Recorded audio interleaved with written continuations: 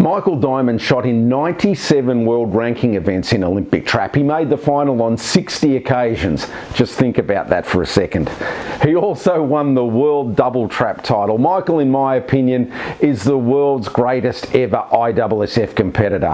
His story takes some telling. Continuing on with this series of great champions that have won an Olympic medal and also won a world championship in another discipline, there'll be no surprises to anybody who the next guest is. Michael, really, it's great to have your time again. And it's the first time, to be honest, in 6 years that we've actually seen each other face to face, if you like. Yeah, it's been a while, Russell and Lauren. How are you both? But so glad to catch up. Well, the last time I physically saw you was the last event I competed in. It was in Spain in 2014. But I want to start at the other end of all of this. I first met you at a Chuka Gun Club in 1986. You were just, I nicknamed you the Rug Rat because you were just this little guy who's, I think, Mick, you may have shot a Miracle back in 1986. Oh, I did, mate. It was a 3800 SW model. The first time I laid eyes on you was in the shoot-off for the National Point Score Championship. You'd shot the lot as this young, I'm guessing you were probably 14 years of age, and you did okay in the shoot-off. You didn't win it, but you made everybody pay attention. And the following year at the Down the Line Nationals in Brisbane, you made a name for yourself. You won the National Double Barrel, you won the Overall High Gun, and your career had started. Do you have fond memories of your days shooting down the line as a junior?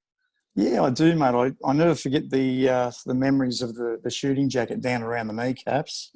And at one point, the gun was actually longer than me. So, mate, I had great memories. I mean, you know, you obviously calling me the Rug Rat, and that got around the traps a fair bit, and it kind of stuck, didn't it, Russell? Yeah. We had a lot of fun, mate. You know, we always used to catch up, and it was usually in either at a gun club and a shoot-off, or at the pub later on, you know, with my father, of course. How did you get started, Nick? Lauren, I was very fortunate that my father had engaged himself into the sport of clay target shooting when I was around about 7. And so he thoroughly enjoyed the sport and done very well at a club level. And so I was quite keen to have a go, and he obviously thought I was way too young at 7 to have a go at a shotgun. So he bought me an air rifle.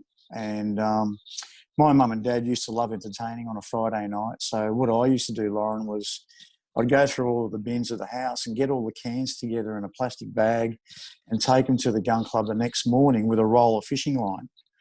And so when I got to the gun club, I'd gather all my friends up and we'd go and walk the bush of the gun club and pick a nice open spot, because it was quite bushy, and fill the cans up full of sand, put a hole through the top of a can, and cut six foot of fishing line off. Tie one end of the fishing line through the top of the can and the other end of the fishing line around a tree branch, and then swing it. So then I would have this pendulum effect. And with an air rifle, we would stand back 20 paces and practice shooting at this pendulum can swinging, so to speak. And so that was my introduction to my sport, and they were the basic building blocks to the sport that I love the most. I mean, most kids would put a can on the ground and think that's sufficient, but you started just straight to a moving can, which is admirable. Did you know straight away that you were quite talented in the sport, or at what point did you realize that you had a knack for it? Well, I sort of thought I had a knack for it when my dad said to me, well, you know, this was about 8 months, 12 months later. I kept pestering him about having a go out of his shotgun. And so then he took me down to the tracks and he sat me before the trap house. And he said, now, this is what you've got to do. You've got to put the gun to your shoulder, hold it nice and tight, okay, and that little sight on the end of your gun, you've just got to put it right on the target and pull the trigger at the same time. So I did just that. I called for the target, I put the bead on the target, pulled the trigger, and absolutely dusted my first clay target. And I took it up from there. And, you know, he obviously thought I was good enough for the practice trap then. So then I started practicing down at the practice trap, and it flourished from there. There are kids all over Australia tonight out in their backyard. They're tying the wire, and that's how they started. 1987, Mick. John Maxwell, myself, and I think Jim Ellis definitely, we get on a plane and go to Korea, and you join us. We go to a World Cup into Korea to try and win a quota place for the '88 Olympic Games, and you joined us as an MQS shooter. Sadly, the ISSF don't have any record of this on their website, but you joined us as, you might have just hit 15 then, but shot really well enough that we decided that we need to take you with us to the World Championships in Venezuela, and you won it. You won really convincingly, and some pretty difficult targets back then. And then your career just blossomed. 2 years later, we go back to Montecatini and you shoot as a junior again in the first ever official junior world championship, and you win that. And to win in Italy against those Italian kids was a big effort. But really, that was the last time you really shot as a junior, because we've spoken to Josh Lakatos just recently, and he brought up Perth 1991. And you were still a junior when we all fronted up in Perth. I think the late Greg Newey, sadly, was our teammate in that team. But you decided to shoot open, and Josh Lakatos is still forever grateful that you did that, because you played all these American juniors off the hook. And you ended up winning a silver medal at that event, but you would have easily won the Junior World Championship again. But did you put any emphasis at all on the junior shooting after you'd won that Junior World Championship? Because I can't ever remember for the last 2 years that you were a junior ever actually participating as one. No, I had to talk to Dad, and Dad said to me that he'd probably prefer me to go in the open section now, and I firmly agreed with Dad. And it was the greatest thing I could ever do, because it matured me so much quicker as a shooter that it wasn't funny. I mean, going up against Marco Venturini in 1991 at the World Championships in Perth, only him beating me by a point. We both shot 25. I think he shot 192 plus 25. I shot 191 plus 25 in the final. So, if that's any sort of yardstick, as a young fella, I was doing the right thing. I felt good.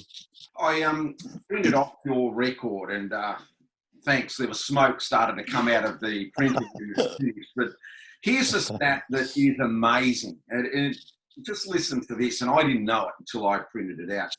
You shot in 60 World Cup events, not Olympics, World Championships, or World Cup finals. 60. It's a lot. It is a lot. But you made the final 37 times out of 60. That is ridiculously good. Wow. Yeah, I mean, I got a shock. In your whole career, you shot in 97 events, and you made the final 60 times. Now, that is the strike rate. A lot of people, Mick, they still talk about the one time that they made a final somewhere. You did it 60 times. So no wonder Shooting Australia were very keen to get you overseas, because the reward that you gave the sport, and we all wrote on the back of it, me included, that you bringing medals into the sport brought funding for us. And that is a great hit rate. But I really remember you as a young, not even as a junior. You competed at every event you could get your hands on until you were probably 23, 24 years of age. Con was very big on not having you practice your heart out, but you competed your heart out. Everything that you could compete in, you were there at. And do you look back now at that foundation of all the competition you had as a kid? Did that really set you up for these 60 finals that you made? Absolutely, mate. I'm a firm believer of quality practice rather than quantity, and that was the quality that I got, was during competition.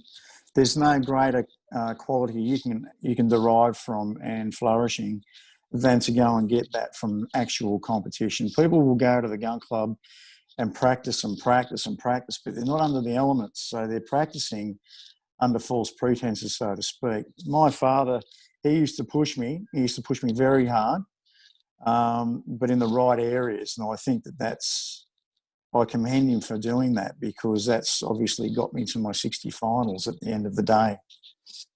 What do you class as the good areas? Oh, I think the push. I mean, my father, he pushed me so hard, Lauren, that I could have given up the sport at any given time, probably 100 times over, because I just had, at one point in time, or several points in time, I just had enough, because all it was, weekend in, weekend out, it was competition here, competition there. But it was the greatest building blocks that anybody could ever want. And when I look back now, I'm very, very grateful that he pushed me so hard, because it got me so far in the sport. Yeah. So did you ever spend a lot of time practicing, or was it genuinely the best practice was just chasing competitions around as much as you can? I know you had a huge history and down the line first before moving across to Olympic trap. And, you know, it is something that a lot of people do try and progress through the ranks a little bit faster these days. I know you spent quite a lot of time in down the line. Was that the foundation? Yeah, certainly. I mean, down the line actually teaches you how to win, because with down the line, if you're in a shoot-off, you've got to be there for a long time. So it's teaching you, you know, stamina, how to win. You know, whereas ISSF, it's generally done and dusted within 25 targets. But however, my practice regime was as such. I would only practice once every 6 weeks if it was an off season. If we went somewhere, then I would practice 100 targets before getting on the plane and flying to that destination. When we got there, well, I would only shoot another 100 more.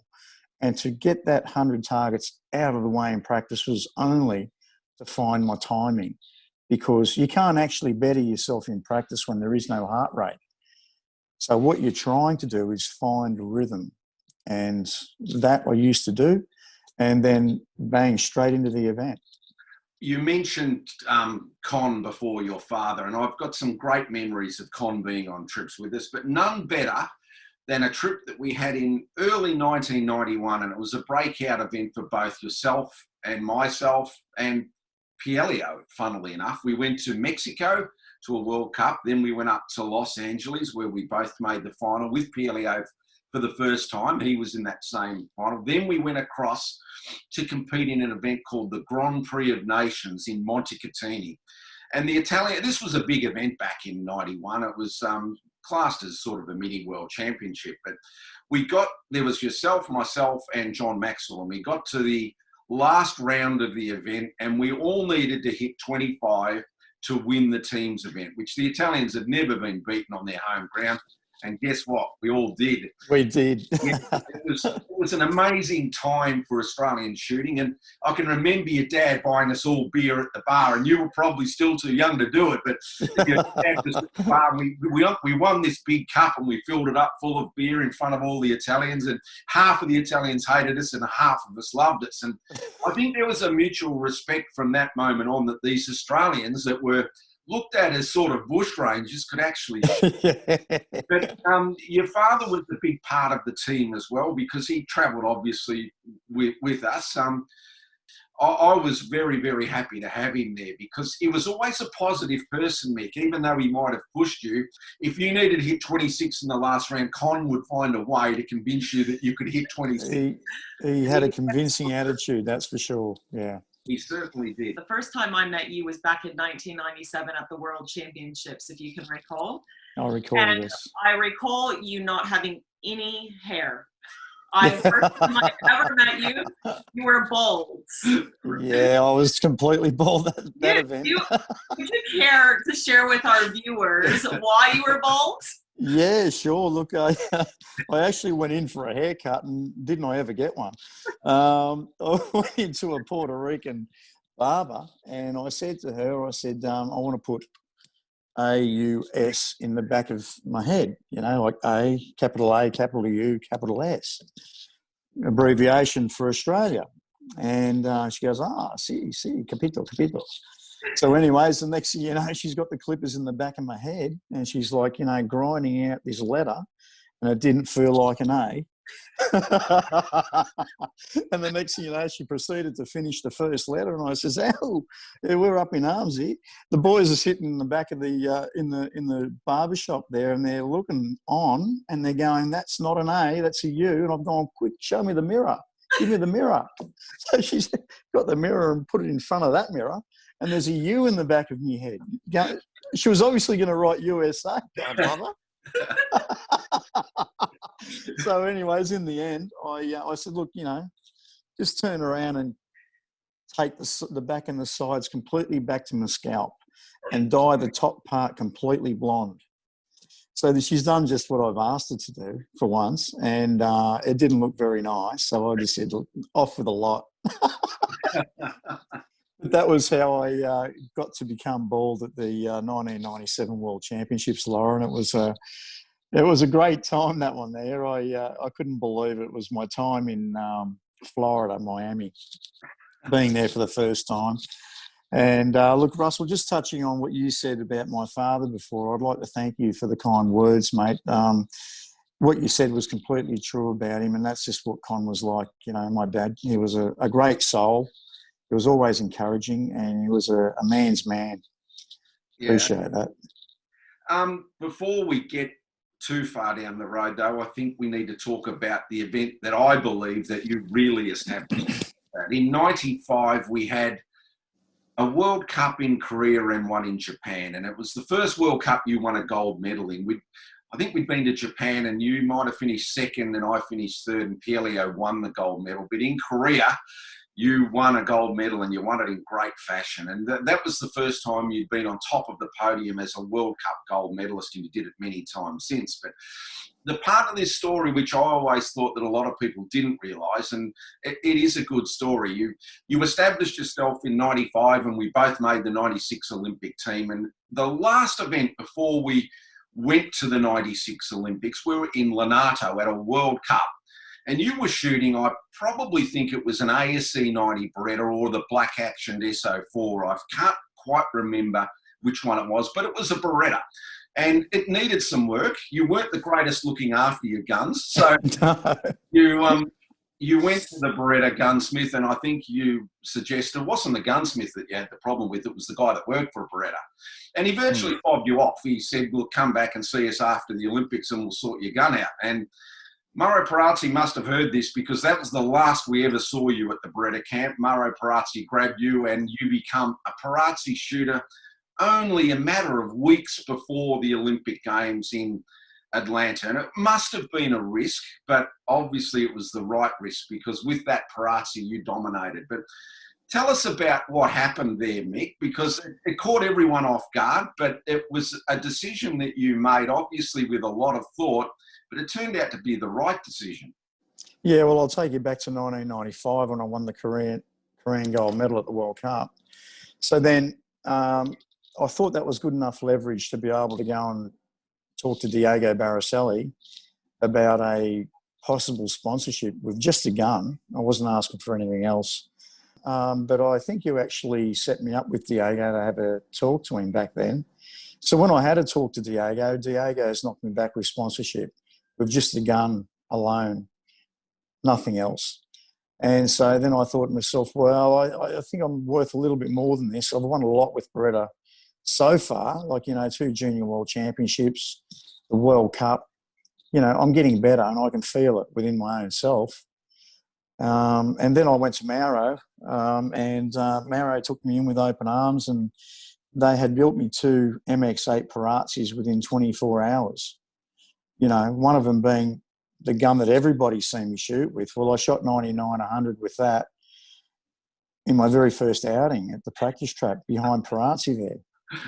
So it was beautiful. It was though that, a Beretta's a great gun. To me, it doesn't matter what gun you're using, as long as it fits you. If it fits you, then you can shoot a bit of water pipe.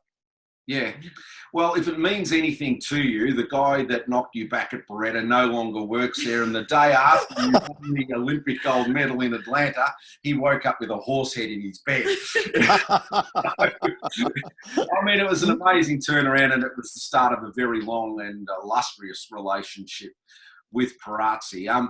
You were never pretty on your guns, so I never saw you oil them. I'll give you the tip. But one thing I will say about you, and it was staggering that you were able to do it, I never saw you fiddle with your guns. I never saw you play around with it. One time you'd lost a bit of weight and you thought the pitch was wrong, and you stuck a $2 coin under the pad and probably won a couple of World Cups of that, and then you got fitter again and you took the $2 coin out. But you were never one for playing around. Once you got it right, that was it. And I think you virtually shot your entire career with the same gun and the same stock dimensions, the same height in the comb, and the same technique. It was amazing to see you do that. But were you ever tempted to play around or get another gun? No, not at all. I didn't have to, because the one that I had got, the one that I was using fit me like a glove. So buying or asking Perazzi for an SEO side plate, for example, wasn't going to make me shoot that extra target. May have made me look a little bit better, but yeah, you know, as far as the score is concerned, which is the most important thing here, it wouldn't have made no difference. You know, I wasn't a believer of playing with a gun. I believe that, you know, anyone that plays with a gun, you know, is blaming anything other than themselves. Speaking of looks and fitness, I suppose they tie into one another. I know you've always had a bit of emphasis on your fitness. How important was it to you in your shooting and your success? Oh, it was very important to me, Lauren, because, you know, I always believed, and if you're fitter than the next person and stronger than the next person beside you, and you're under extreme pressure, well, you're going to handle it a lot easier than what that person is going to. A, you're stronger, and B, you're fitter. When you're fitter, your heart rate actually works a lot slower than a person who is so unfit. They're struggling to breathe. You know, in our sport, we must breathe and we must calm ourselves before that moment each and every time. It's very, very repetitious in what we do.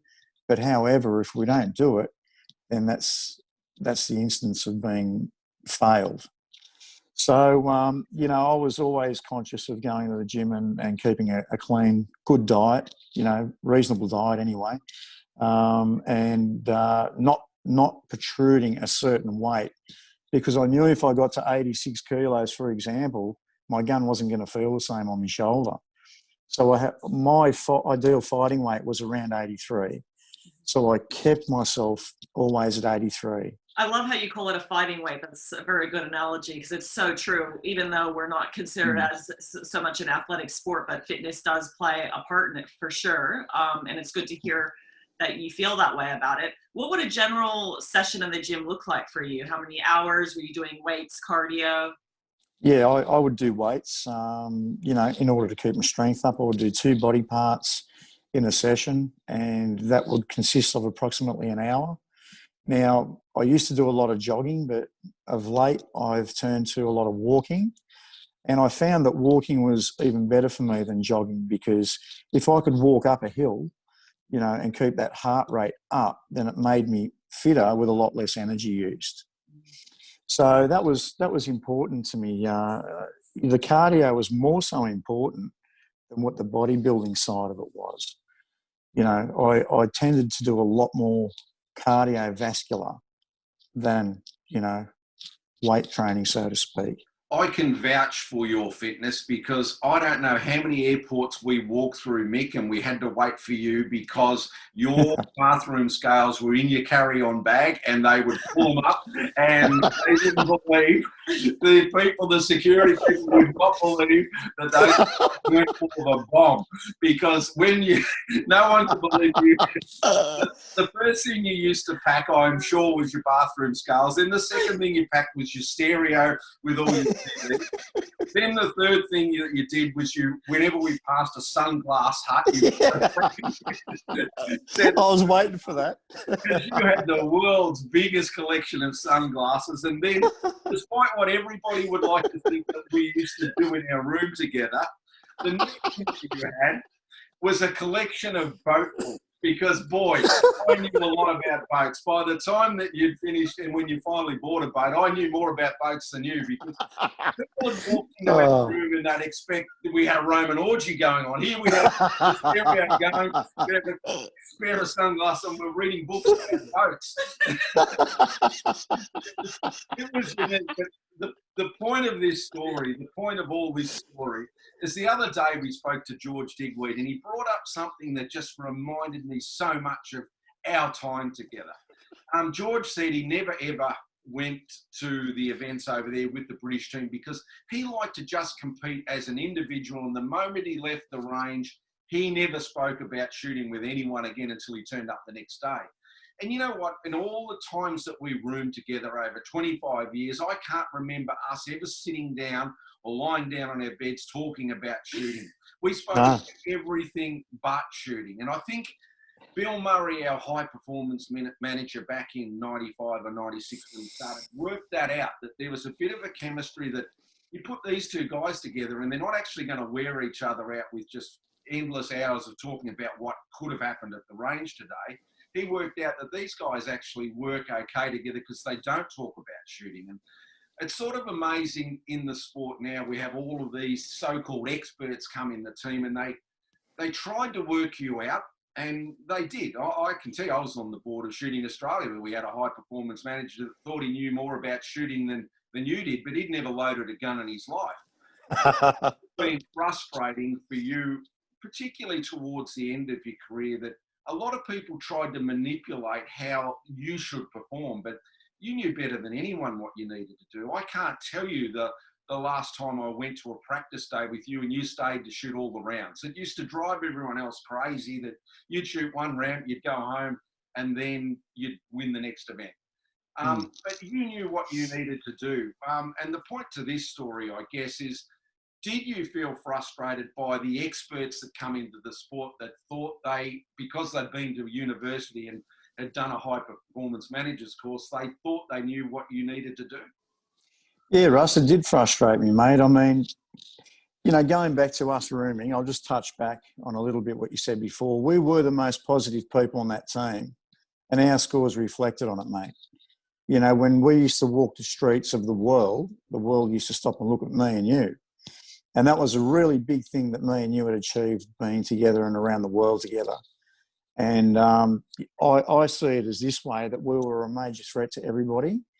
And all we did was go out and do what we had to do, think about shooting that clay target, while everyone else was looking at me and you, mate. Fantastic. Now, getting back to your question, what disappointed me a lot in the later part of shooting was these people that thought they knew everything, but never actually went to the gun range, mate, to find out what it was like. That was so disappointing.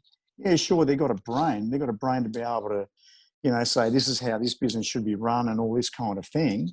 But they had no idea from an athlete's point of view of how that clock ticked. And that was the most disappointing thing to me as an athlete for Australian shooting that I'll take away with me. Because nowadays, I hope it's changed. I don't know what it's like nowadays. I haven't been involved with our sport for a few years. But I hope that sense of the sport has changed in order to go out and ask the athlete a little bit more about how things should work and how things should go. Because the athlete knows more than you. They've been there forever. You know, you've got to give them a go. Yeah, very well said. Russell tells a story about the 1996 Olympics. He says that you two went off and did some training and were the last two people to arrive at the Olympic Village. And the last room available was room 13. And they put the two of you in this room together.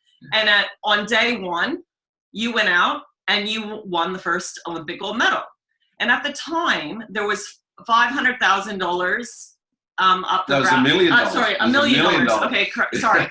$1 million up for grabs for any medalists. And he said that you won your Olympic gold medal. You didn't really care about that, but you were looking through your boating magazines working right? So on day 3, Russell goes out and he wins his gold medal, which means now you're each going to get $500,000, right? Were you actually happy for him or not? Absolutely. I was on the plane. How's this? He's gone. I was heading home after the second day of our competition, obviously, Lauren, and Qantas had upgraded me to first class. So I'm sitting in the first class lounge. They've recognised who I was. Loving it, right? Absolutely enjoying it. And the hostess comes up and he goes, "Excuse me, but I think you need to see this." And she showed me, she had a computer there, and I'm looking at the screen, and there's Russell, and he's going, "Pull, bang, bang," and Australia wins gold for the men's double trap. And I'm in first class. I've acted like a freaking knee-bone spastic, and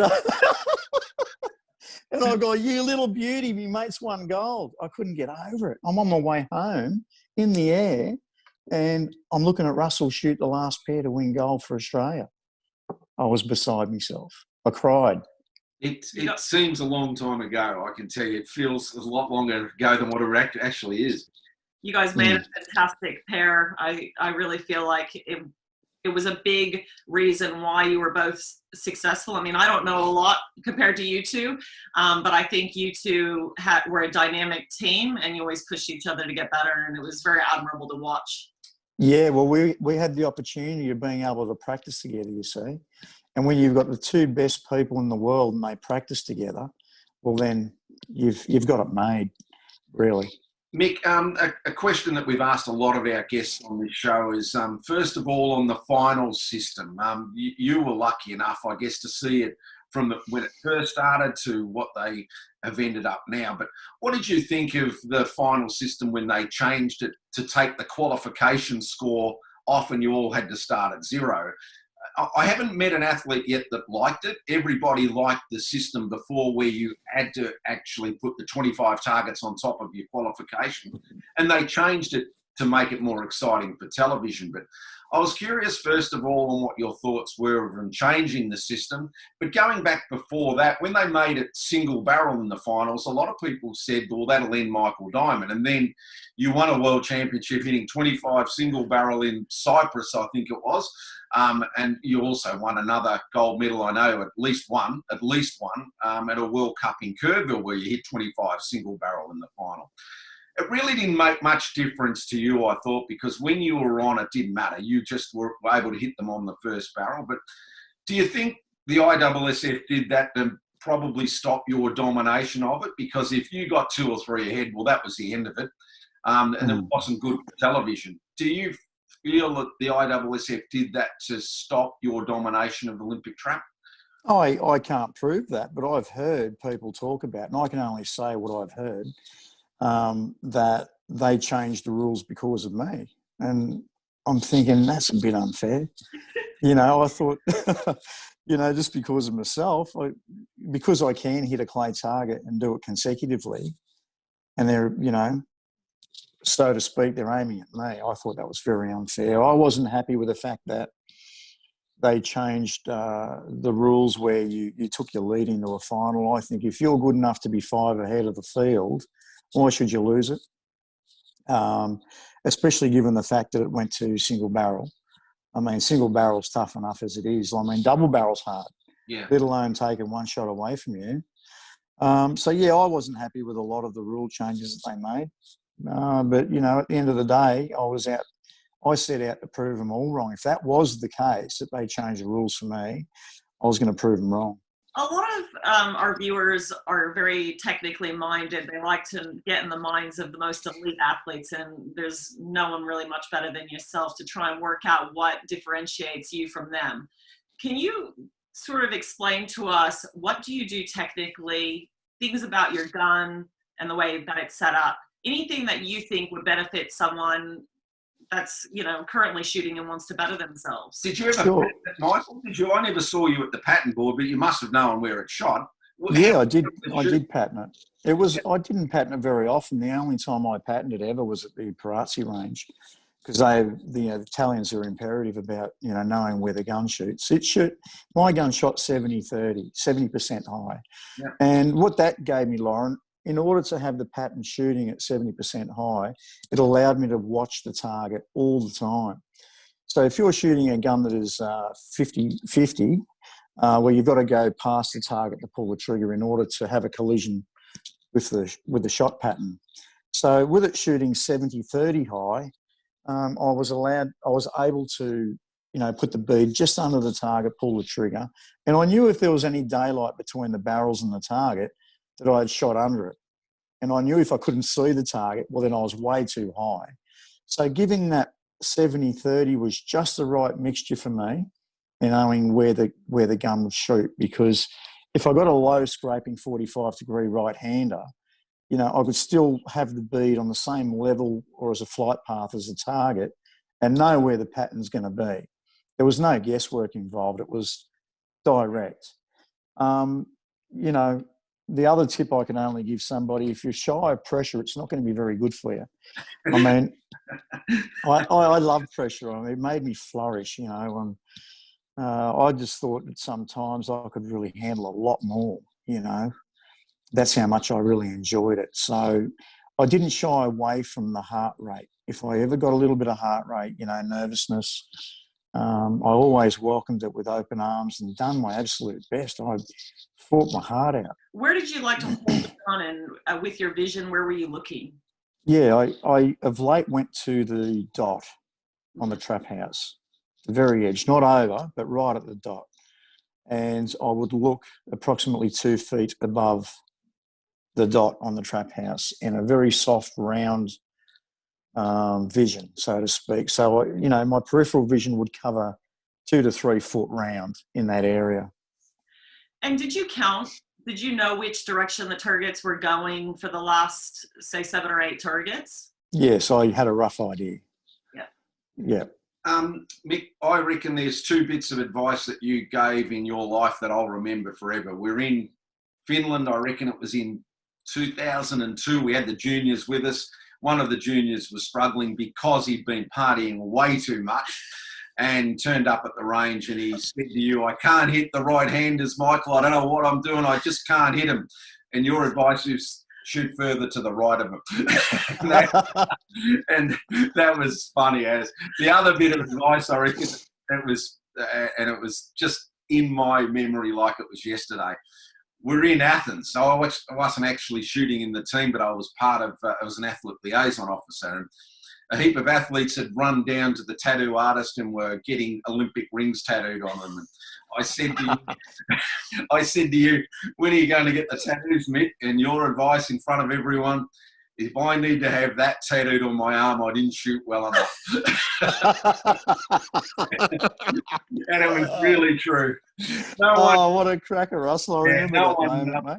No one ever really needed to ask you about your Olympic record because your gun spoke for itself. And, you know, you went to 6 Olympic Games, and I guess that leads me to the hard question. I know that Rio was in your sights, and you partied up a bit too much one night. You got caught drink driving, and yes, I did. You got charged with a firearms offence, but not convicted. You know, the drink driving charges for the public record. But the question I've always wanted to ask you, and we've gone through our ups and downs in our relationship, and this happened at a time where you and I weren't best of friends, so I've never asked you this, but I want to clear the record on one thing. You got charged with a firearms offence. It didn't go to court that you got a conviction. All of that was thrown out of court. But Shooting Australia pulled you out of the Olympic team. Did you feel as though you were thrown under the bus? Because in Australia, I thought that you were innocent until proven guilty, and they pulled you out of the team on a charge, but not a conviction. And it stopped you going to a 7th Olympic Games. And there's nothing to make me think you couldn't have won that either. You were just that sort of shooter when you fronted at the Olympics. You were always, and if you polled every shooter on the ground, they'd say your favourite. But you were taken out of the team. Were you bitter about that? I've never asked you about it, but you seemed to cop it on the chin, but I don't know how you did. Yeah, that prick. I'll never forget his name. And I ought to throw him under the bus, just like he did me. But I'm a better person than that. I live to fight another day. I did get charged with firearms offences, and I will answer your question, mate, and I would like to clear the air. And the fact was, I never got convicted of it because the magistrate who charged me, who threw the book at me, he gave me a 10-year firearm suspension because the gun was in the car. And 150 rounds of ammunition were apparently floating around in the back of the vehicle. But however, the vehicle was locked. Okay, so then I've now just copped a 10-year sentence with my firearm suspension. So now I appeal it. We go to the appeals court in Newcastle, and I stand before a judge called Judge Ellis. And so the long and short of it is that Judge Ellis's final statement was, I don't know why the magistrate in the local district court of Maitland had turned around and given Mr. Diamond a 10-year firearm suspension when he never actually done anything wrong with it, because the evidence that the prosecution presents before me states that the firearm was dismantled and it was put away in its firearm carry case. and locked. The ammunition that was floating around in the back, well, there is no legislation that says it has to be locked up, because the firearm that it's used to shoot those bullets off is locked up and broken down into two pieces. And not to mention the fact, number 3, the car was locked. So then the car automatically turns into a gun safe, regardless of anything. You know, they couldn't convict me of it because I had done nothing wrong with my firearm. So, Michael, how were you told that you weren't going to the Rio Olympics? How did all that take place? Because I honestly don't know, and I've always wanted to ask you. Damien Marragon phoned me and told me, due to the given evidence, so he said, that they've been left with no other choice other than to put the next person in. So it was a bit unfortunate that that's the way it was. At that point in time, there wasn't going to be enough time for me to get my licence back. You know, given that everything had happened so close to the Olympic Games, the courts weren't going to expedite nothing for me in order to go to the Olympic Games. You know, had they had expedited the timing, then I could have had a possibility of going, but then Shooting Australia have thrown me under the bus by pulling me out of the team on a non-conviction. You know, I don't find that very fair at all. It was a dark time in your life. It was a dark time for a lot of reasons. And I know now you've had your health issues, and that's been well documented. And it was sad for me to hear that you had a lot of heart problems. But if there's only one good thing that has come out of it, and you know, and for a period of time, you and I were probably as guilty as each other of it. But we like to have a good time. But you don't drink anymore. You haven't touched any alcohol for quite some time. Do you miss having a good time? No, I don't. Actually, Russell, I found a beautiful lady that I've settled down with, and she's also helped me and supported me in not having a drink at all. And, you know, it's been since the 20th of October last year that I haven't had a drink. You know, and she sits, you know, beside me every day and supports me with everything that I go through.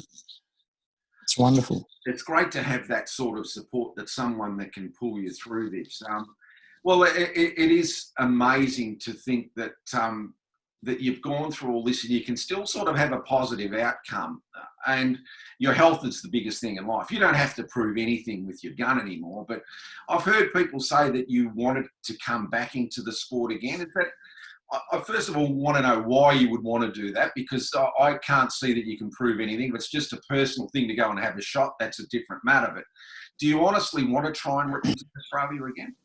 Yeah, I'd like to have another go at it, Russell. I mean, not for anything, but to keep a few of the mouths shut that I've heard. People have been talking about me behind my back, and I'm going to set the record straight with them. I mean, I'm not going to talk about them behind their back. I'm just going to let my barrels do the talking, Russ. You'd see if they're really good enough. Keyboard warriors, as we call them. Hey? Keyboard warriors. You've sold both your Olympic gold medals. You've gone through some financial times. But the one good thing out of all of that is you've started a business. You've got a laundromat going out, Bubbles and Suds.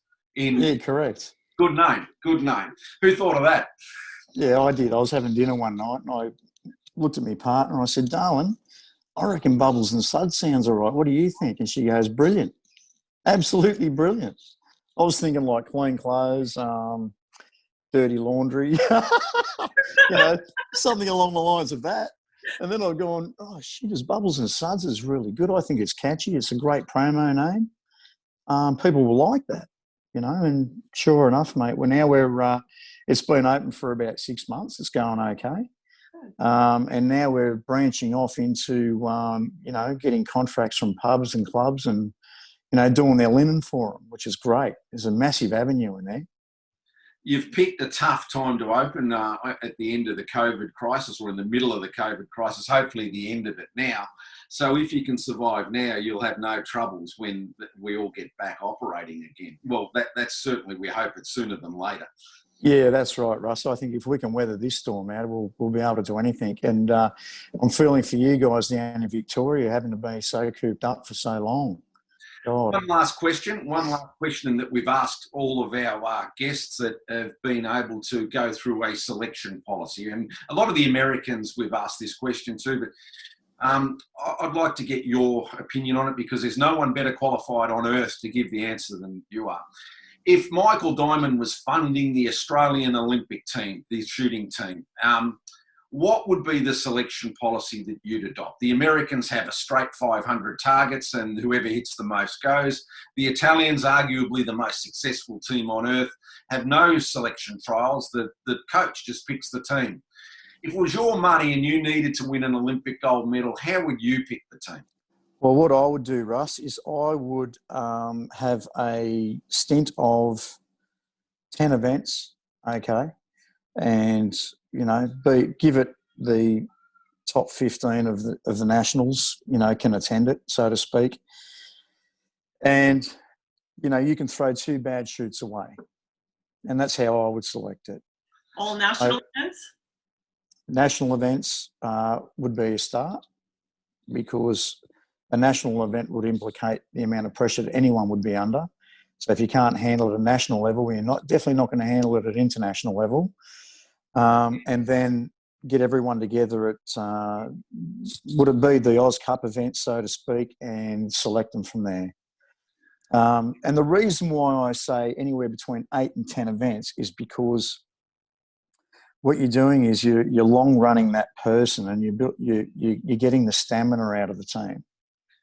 It's strange because your answer is remarkably similar to Kimberly Rhodes' answer. She actually said there's some type of average system, which is what you're saying there. Yep. And her opinion is very, very similar to yours. If ever someone should write a book or get a book written about them or a movie, it's you. Because if you could put, honestly, your life story down in writing or on film, George Clooney, it'd be great to play you, I reckon. You look at it with the salt and pepper hair now, you're very George Clooney looking. If ever there is a book every shooter on earth would buy, it's yours. Stay tuned, folks. It's on its way as we speak. Oh, really? Yeah, it is. Yeah. Is this breaking news or? No, not yet. It is now, though.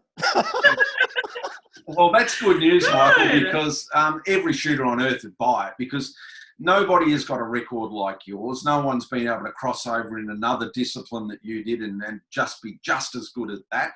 But the story, what you've done and what the adversities that you've faced and how you've been able to go through the health issues that you've gone through and you're still here and I think you can become a role model if you can stay clean and stay off the alcohol and come back into the sport. Whether you can do that or not, I don't know.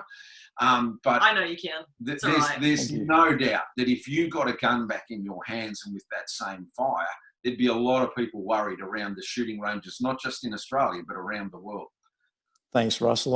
I'm going to endeavour to do what I know to do, and that's my best. And I certainly want to return and see all those lovely old faces again, that what I call my friends.